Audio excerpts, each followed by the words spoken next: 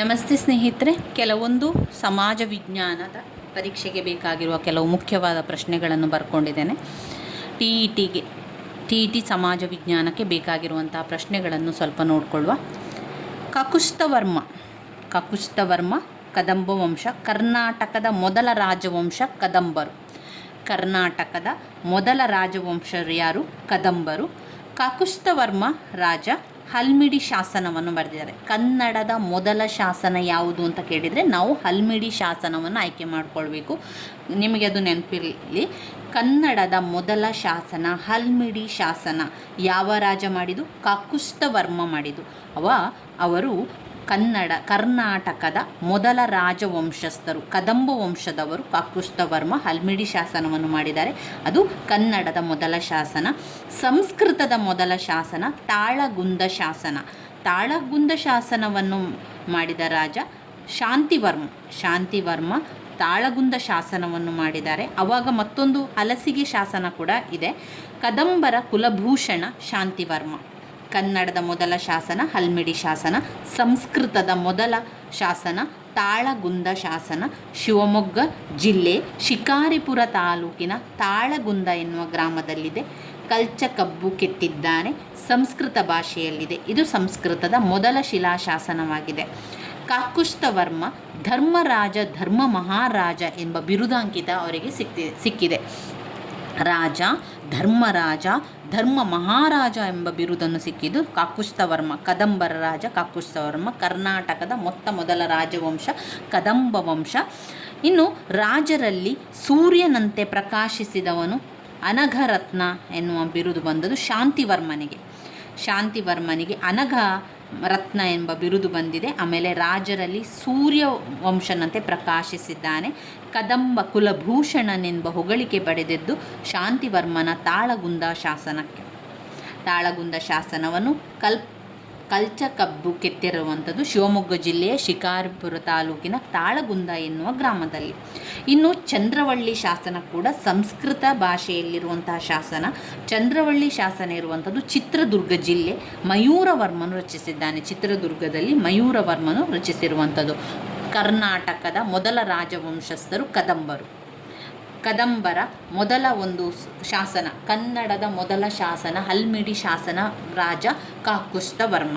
ಸಂಸ್ಕೃತದ ಮೊದಲ ಶಾಸನ ತಾಳಗುಂದ ಶಾಸನ, ಅದು ಶಿವಮೊಗ್ಗ ಜಿಲ್ಲೆಯ ಶಿಕಾರಿಪುರ ತಾಲೂಕಿನ ತಾಳಗುಂದ ಗ್ರಾಮದಲ್ಲಿರುವಂಥದ್ದು. ಕೆತ್ತಿರುವಂಥದ್ದು ಕಲ್ಚಕಬ್ಬು ಕೆತ್ತಿರುವಂಥದ್ದು ಸಂಸ್ಕೃತ ಭಾಷೆಯಲ್ಲಿರುವಂತಹ ಮೊದಲ ಶಾಸನ ತಾಳಗುಂದ ಶಾಸನ. ತಾಳಗುಂದ ಶಾಸನ ಮಾಡಿದ ರಾಜ ಶಾಂತಿವರ್ಮನಿಗೆ ಅನಘರತ್ನ, ರಾಜರಲ್ಲಿ ಸೂರ್ಯವಂಶನಂತೆ ಪ್ರಕಾಶಿಸುವ ರಾಜ ಎಂಬ ಬಿರುದು, ಕದಂಬ ಕುಲಭೂಷಣ ಎಂಬ ಬಿರುದು ಬಂದಿದೆ. ಅಷ್ಟೇ ಅಲ್ಲದೆ ಧರ್ಮರಾಜ, ಧರ್ಮ ಮಹಾರಾಜ ಬಿರುದು ಬಂದದ್ದು ಕಕುಸ್ಥವರ್ಮನಿಗೆ. ಇನ್ನು ದೊಡ್ಡ ಯೂನಿಕಾರ್ನ್ ಸೀಲ್ ಇರುವಂಥದ್ದು ಸಿಂಧೂ ನಾಗರಿಕತೆಯ ಕಾಲದಲ್ಲಿ ಕಂಡುಬರುವ ಅತಿ ದೊಡ್ಡ ಮುದ್ರೆ.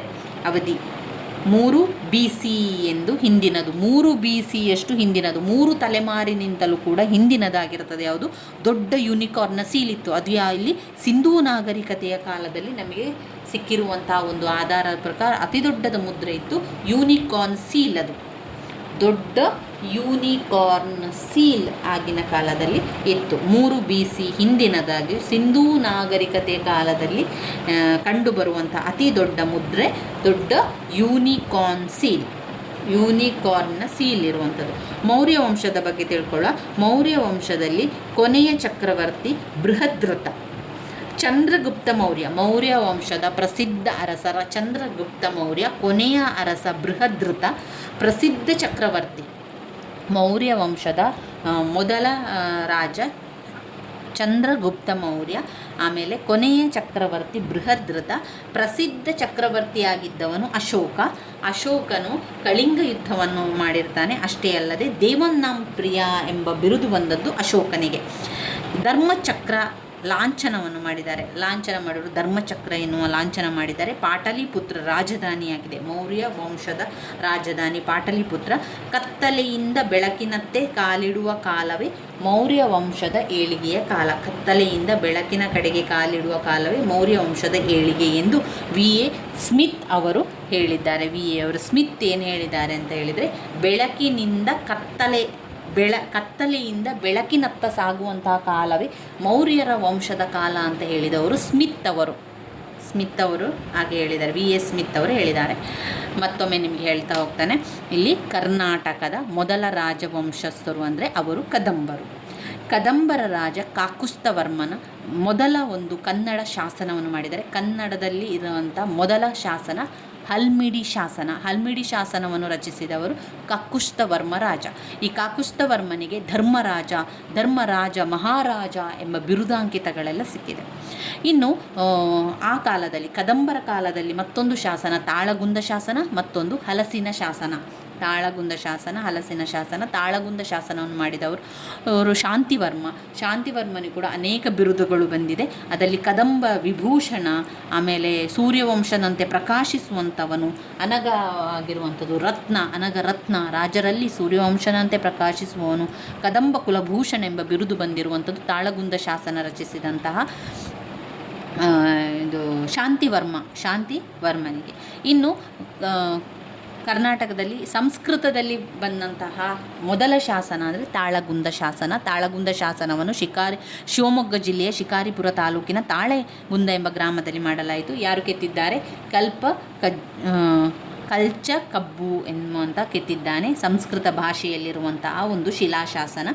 ಇನ್ನು ಇರುವಂಥದ್ದು ಇದರಲ್ಲಿ ಚಂದ್ರವಳ್ಳಿ ಶಾಸನ ಚಿತ್ರದುರ್ಗ ಜಿಲ್ಲೆಯಲ್ಲಿದೆ. ಮಯೂರವರ್ಮನು ರಚಿಸಿದ್ದಾನೆ. ಸಂಸ್ಕೃತ ಭಾಷೆಯಲ್ಲಿದೆ. ದೊಡ್ಡ ಯೂನಿಕಾರ್ನ್ ಸೀಲ್ ಎಲ್ಲಿದೆ? ದೊಡ್ಡದಾದ ಯೂನಿಕಾರ್ನ್ ಸೀಲ್ ಸಿಂಧೂ ನಾಗರಿಕತೆಯ ಕಾಲದಲ್ಲಿ ಕಂಡುಬಂದದ್ದು. ದೊಡ್ಡದಾದ ಯೂನಿಕಾರ್ನ್ ಸೀಲ್ ಇರುವಂಥದ್ದು ಸಿಂಧೂ ನಾಗರಿಕತೆಯ ಕಾಲದಲ್ಲಿ ಕಂಡುಬಂದಂಥ ಅತೀ ದೊಡ್ಡವಾದಂಥ ಒಂದು ಮುದ್ರೆ. ಯಾವಾಗ? ಸಿಂಧೂ ನಾಗರಿಕತೆಯ ಕಾಲದಲ್ಲಿ ಸಿಕ್ಕಿರುವಂಥ ಅತೀ ದೊಡ್ಡದಾದ ಮುದ್ರೆ ಅದು ಯೂನಿಕಾರ್ನ್ ಸೀಲ್. ದೊಡ್ಡ ಯೂನಿಕಾರ್ನ್ ಸೀಲ್ ಸಿಂಧೂ ನಾಗರಿಕತೆ ಕಾಲದಲ್ಲಿ ಕಂಡುಬರುವ ಅತಿ ದೊಡ್ಡ ಅವಧಿ 3 BC ಹಿಂದಿನದು. ಮೌರ್ಯ ವಂಶದ ಅತ್ಯಂತ ಪ್ರಸಿದ್ಧವಾದಂತಹ ದೊರೆ ಅಂದರೆ ಅಶೋಕ. ಮೌರ್ಯ ವಂಶದ ಪ್ರಥಮ ರಾಜ ಚಂದ್ರಗುಪ್ತ ಮೌರ್ಯನು ಪ್ರಥಮ ರಾಜ, ಕೊನೆಯ ರಾಜ ಬೃಹದ್ರಥ. ಅಶೋಕನಿಗೆ ಬಂದಂತಹ ಬಿರುದು ದೇವಂ ನಾಂ ಪ್ರಿಯ ಎಂಬ ಬಿರುದು ಬಂದಿದೆ. ದೇವಂ ನಾಂ ಪ್ರಿಯ ಎಂಬ ಬಿರುದು ಬಂದದ್ದು ಅಶೋಕನಿಗೆ. ಇನ್ನು ಆ ಕಾಲದಲ್ಲಿ ಧರ್ಮಚಕ್ರ ಲಾಂಛನವನ್ನು ಮಾಡಿದ್ದಾರೆ. ಪಾಟಲಿಪುತ್ರ ರಾಜಧಾನಿಯನ್ನಾಗಿ ಮಾಡಿದ್ದಾರೆ. ಧರ್ಮಚಕ್ರ ಲಾಂಛನ ಪಾಟಲಿಪುತ್ರದ ರಾಜಧಾನಿಯನ್ನಾಗಿ ಮಾಡಿದ್ದಾರೆ.